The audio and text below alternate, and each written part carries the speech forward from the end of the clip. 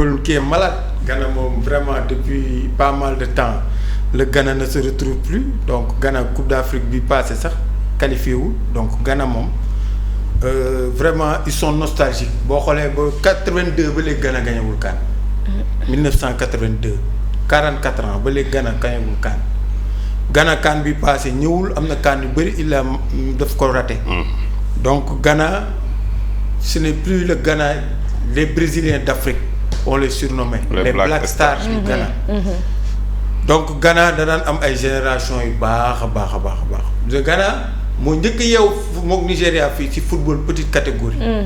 fa lañ daan former ay joueurs di am ay génération yu bari la génération de Abidi Pelé Anthony Yeboah Anthony Bafo Ansa Edouard tu vois Poley la belle génération de 92 ñu ngi leen former dans les années 80 ensuite ñu ñëw y a les générations de comment dirais-je des Nilamté tu vois des Otto Addo xam nga des Daniel Edoucé des Franck Amankwa des Isaac Azaré ensuite il y a eu la génération de 2010 non la génération de 2000 avec les Michael Essien les Derek Boateng les Ibrahim Razak les Razak Ping-Pong les John Mensah les Panzil tu vois les Richard Kingson équipe boobu moo njëkk a yóbbu Ghana Coupe du Monde 2006 équipe boobu cette génération là mooy comme démb li ma la doon wax rek football petite catégorie lay commencer équipe bi di màgg ba ñëw équipe A. Ghana nag loolu moo doon seen fort mais la génération de 2000 qui avait été battue en finale de Coupe du Monde junior U20 ñoom Michael Essien ñoom Razak Ping-Pong ñoom John Mensah ñoom Penzil. Agogo. xam nga non Agogo bokkul foofu. 2006 Penzil non mooy génération 2000. bi demoon finale ñoom Saviola gagné leen. ñoom D'Alessandro. ñoom Leandro Romagnoli xam nga ñoom Bordizo équipe boobu demoon finale moo njëkk a yóbbu Ghana Coupe du Monde. cette génération là. léegi génération boobu bi mu ñëwee yóbbu Ghana Coupe du Monde. même génération boobu moo ñëwaat génération ñoom André Ayew. ñoom Badou. xam nga ñoom kii te Muntari si génération 2000 boobu la bokkoon aussi donc génération boobu ñoom ñoo ñëw fekkanteeg génération ñoom André Ayew ñoom Badou. waaw ñoom John Penzil. xam nga donc ñëw yóbbuwaat équipe bi Coupe du Monde 2010. donc Ghana dañ daan am travail à la base mais léegi Ghana li muy def moom la pays africain yëpp di def. et ça a réussi au Sénégal ça a réussi à la Côte d'Ivoire ça a réussi aussi au Maroc.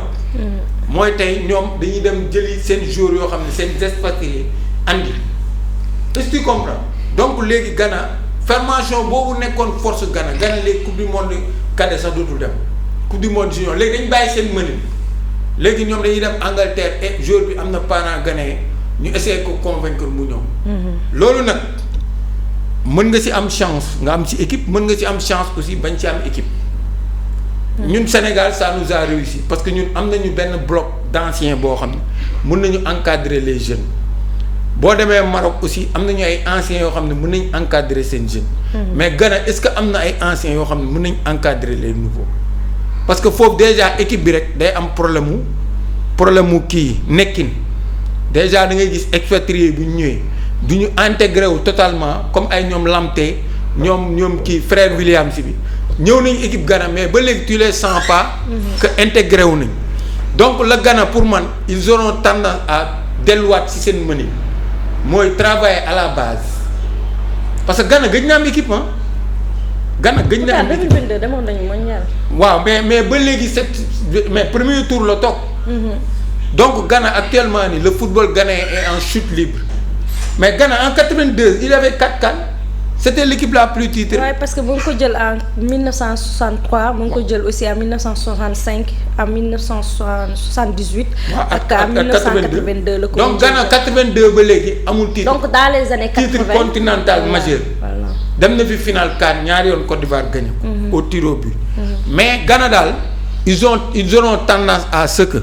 ñu defaraat seen football à la base pour revenir au premier plan parce que aussi am nañ ay binationaux mais amuñu binationaux yi Sénégal amuñu binationaux yi kii am ay tey jii boo fa doon jël koy jël ay Nketiah ak ay yooyu te ñooñu ay joueurs yu tane lañu rek. waaw donc Ghana daal il paraît qu'ils ont limogé Otto Addo à 2 mois de la coupe du monde ils ont limogé le sélectionneur cette nuit. donc Ghana daal il part dans l'incertitude Ghana man sax gëwuma ne coupe du monde gëwuma bu fa demee dina def résultat parce que Ghana ils sont dans l'incertitude daal Ghana ce n'est plus le Ghana boo nga xamante ne danaan am une formation de base. rax si tuuti expatrié mais Ghana léegi dafa bëgg a jël lépp jëlee ko extérieur bëggatuñu former. te seen équipe catégorie petite catégorie il ne performe plus donc le football ghanéen est en crise il faut une refonte totale pour que Ghana dellu si waat fi mu nekkoon. le football ghanéen est en crise Ghana encaissé na 7 buts li nga xam ne tax na ñëpp enquêté wu même bu dee qualifié na mondial inquiétude bi moom jógee ko jamono. waaw xam nga bu njëkk nii Ghana Danilo wax moo nekkoon Ghana ay John Mensah ay Kwadwo Asamoah ay joueurs yoo xamante ne dañ leen a respecté au niveau européen boo demee tey jii John Mensah dëgg la xamuñ ko woon trop comme ni ñu xamee woon Kwadwo Asamoah comme Michael Essien comme Anane Badou milieu terrain bu wow lañu yoroon boo xamante ne bii pour nga jéggi leen bay dem ci défense bi rek boo leen jéggee rek yow da ngay jeexal boo fàttali ko coupe du monde bi gën ci coupe du monde yi ñu def. muy Asamoah rek boo ko déggee ci Afrique da ngay xam ni André Ayew Jordan Ayew wala Nangam Pelé yu récent yooyu rek. wala Ado wala Anane da nga xam ne amoon nañ fi président bu tuddoon Kofi Annan. waaw mu nekkoon seen président. non au président ONU. Congo ONU organisation des Nations Unies. ok mais ghanéen la quoi. waaw lii Macky Sall bëgg a jiite tey. waaw Sénégal nañ ci jàpp Macky Sall jiite ko waay. si non ab Sénégalais fu mu dem di xëccoo bitim réew ñun bu nu tooñee bu nu ko tooñee jëm nan fàttali lépp dar ko ba mu falu ba noppi ñu door a xool kii nan lañuy def ak moom. waaye li mën a xew jiite il sera le premier président musulman. à le faire. oh sëñ bi loolu na ko def jàpp leen ci waaye mu def ko. yaa ngi war a jàpp teg sa man waa réew mi kay koy jàppale xanaa ak waa réew yi des nga xam ne gis naa ñu bari di ko jàppale. ñëwaatal ci dëkk Kofi Annan bi nga. waaye c'est vrai que quand on parle de Kofi Annan directement tu passes pas même au football mais tu penses organisation des Nations Unies dëgg boo waxee turam directement organisation des Nations Unies la sa xel di ñëw directement. loolu xoolal loolu la gars yi di wooye ci français culture générale yaa ko fa am. may tubaab bu ñuul kuk.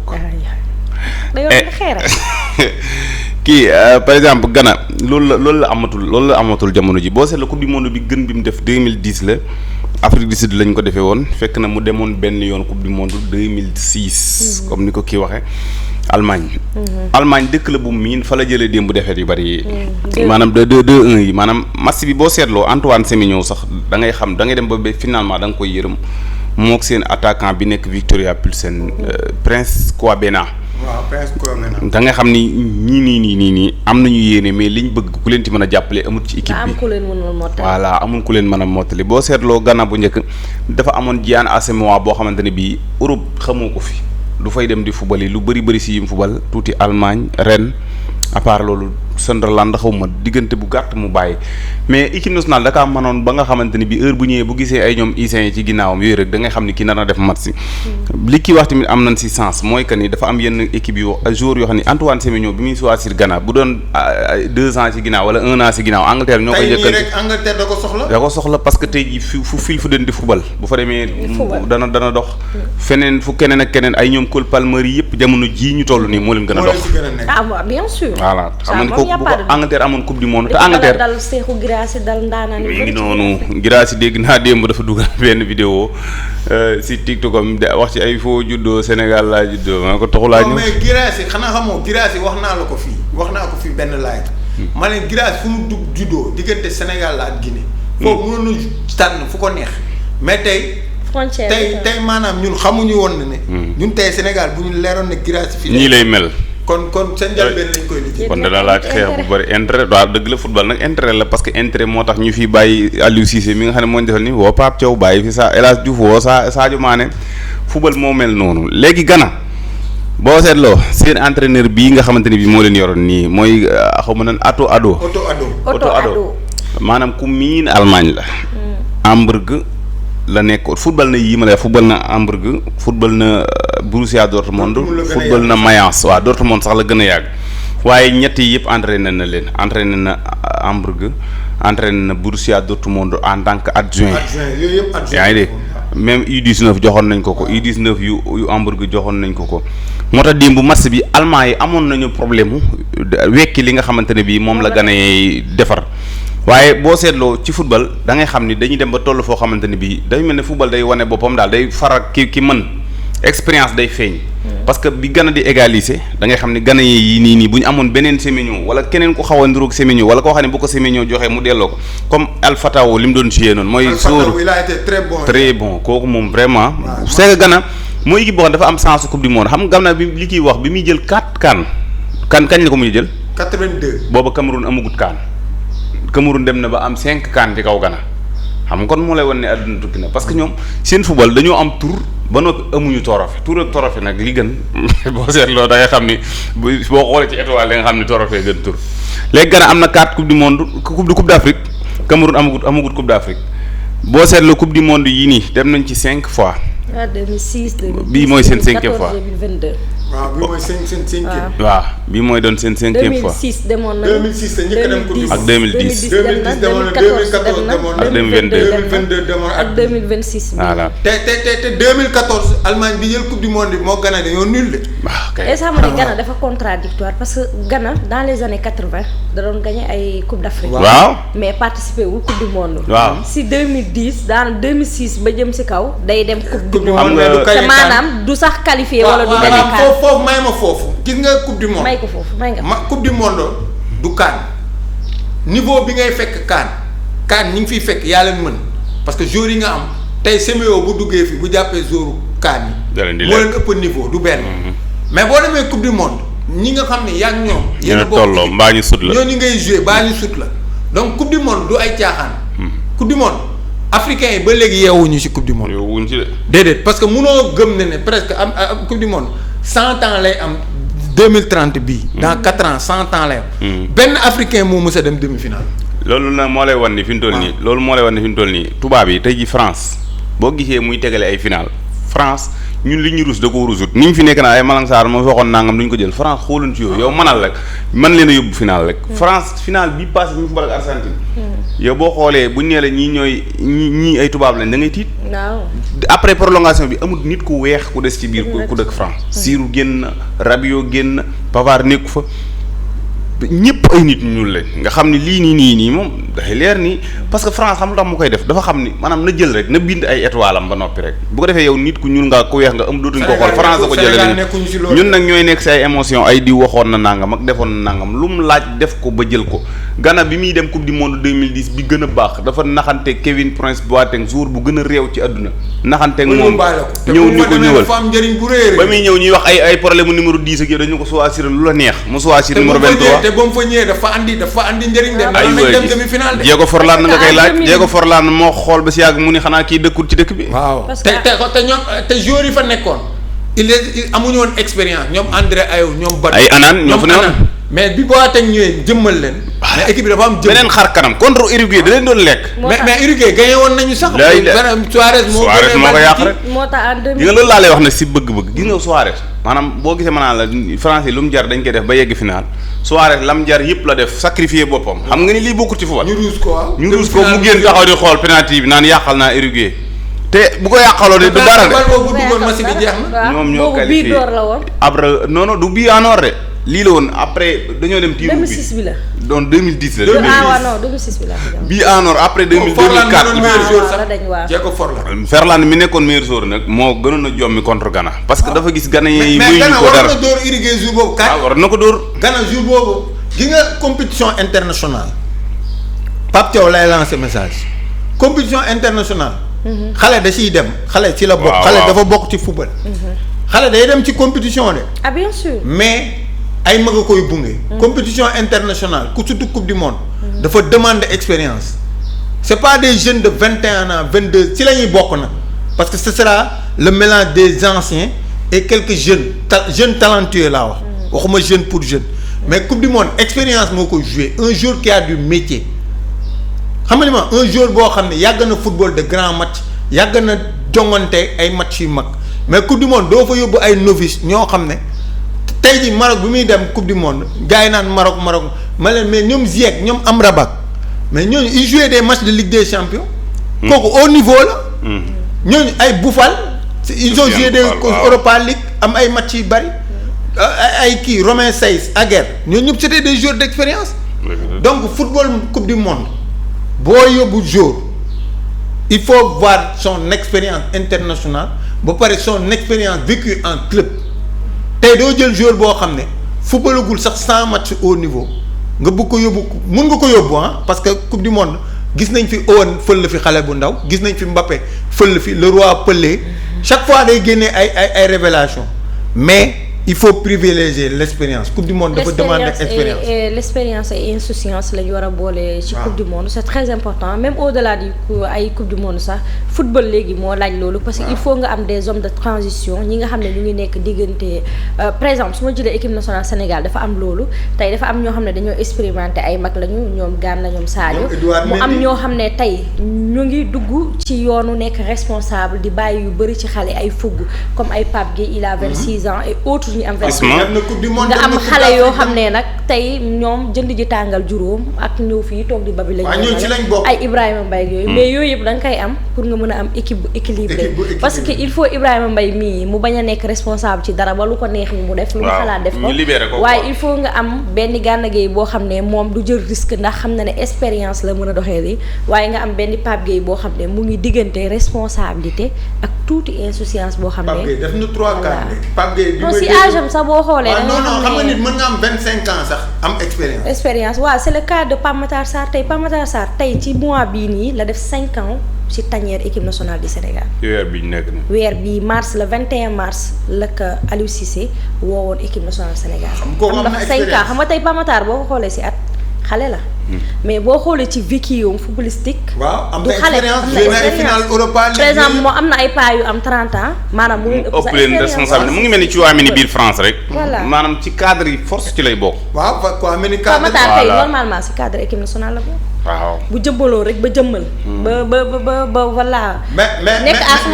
mais nag actuellement nii su mentalam dafa wàcc trop. non moi il a. actuellement nii même équipe nationale fi mu war a taxawagu fa. waaw Pape Matar Sarr parce que benn moment yéegoon na.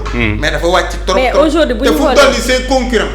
tey fu mu toll nii xalaatoo teg équipe. benn moment non mais attends boo xoolee concurrent équipe nationale Pape Matar mu ngi 5e position aujourd'hui ce qui. waaw mais 5 Pape Matar demoon na ba ñu naan des. première la nekkoon première. titulaire kay. ñi fi nekk ñëpp à part Gana Gueye militaire yëpp moo leen fi jiitu. mais aujourd'hui boo xoolee ci hiérarchie da ngay teg Gana Gueye nga teg Pape Alassane nga teg Habib Diarra nga teg Lamine Camara doo ko indi Pape Matar. doo ko indi. et pourtant moo leen fi jiitu. moom. bon bon. pourtant de moom maanaam damaa xamul ñi koy conseil wala déet. waaye ñun ñi ñëpp xam nañ li mu war a yokk. ñi koy conseil te jege ko nag ñoo ko war a wax moom li mu war a yokk. football dafa am lu ñuy wax mental. football gars yi dañuy foog ne lépp ci ay entraînement football da ngay am mental. des fois dina am joueur yoo xam dañuy dem ba dañuy perte seen place mais dañuy liggéeyaat pour ñëwaat. yi nga Savalier mental boobu noonu. Savalier français yi. dañu gis ni démb. maanaam dañuy wax ni daal kii parfois day mel ni ku perdre concentration maanaam ñu xam ni kii mental bi moo wàññeeku. confiance bi moo dem. léegi nag comme niñ ko xamee ñoom ba di ko wax nii nga xam ne am nañ ñu ko mën a indiwaat. Pape Matar gis nga ñi ko séq ñëpp ay professionnel lañ. wallaay asi man li ma xam ba xam yéen ñi ñëpp ku sañoon Pape Matar di football ndax dafa dugal da kaa yomb dugal bii.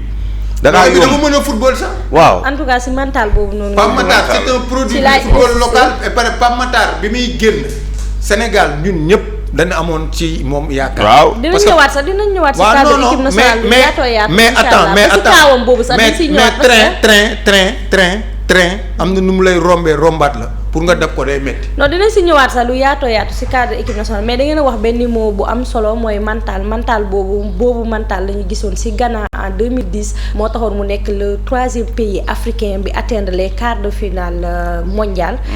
te mental boobu la ñu bëgg a gisaat si Ghana parce que Ghana dafa bokk ci pays yi nga xam ne c'est des pays ñoo porté woon le football africain xale yi fii en 2010 koo laajoon ñun la Ghana mooy sama équipe André Ayew mooy sama joueur keneen ak keneen mooy sama joueur te lépp c'était des Ghanéens et aujourd'hui bu ñu gisee Ghana boobu di sombre c'est l'Afrique qui sombre en fait. parce que c'est géant africain ay Ghana ay Côte d'Ivoire ay Nigéria c'est des équipes yoo xam ne aujourd'hui ba tey suñu ñëwee suñu génération ay Sénégal ay Maroc lu mu metti bëgguñu ñu leen di gis ñuy sombre parce que ñoom ñooy porter le flambeau haut le football africain mais loolu mooy tax rek damay daal di doxantu daagu dem ba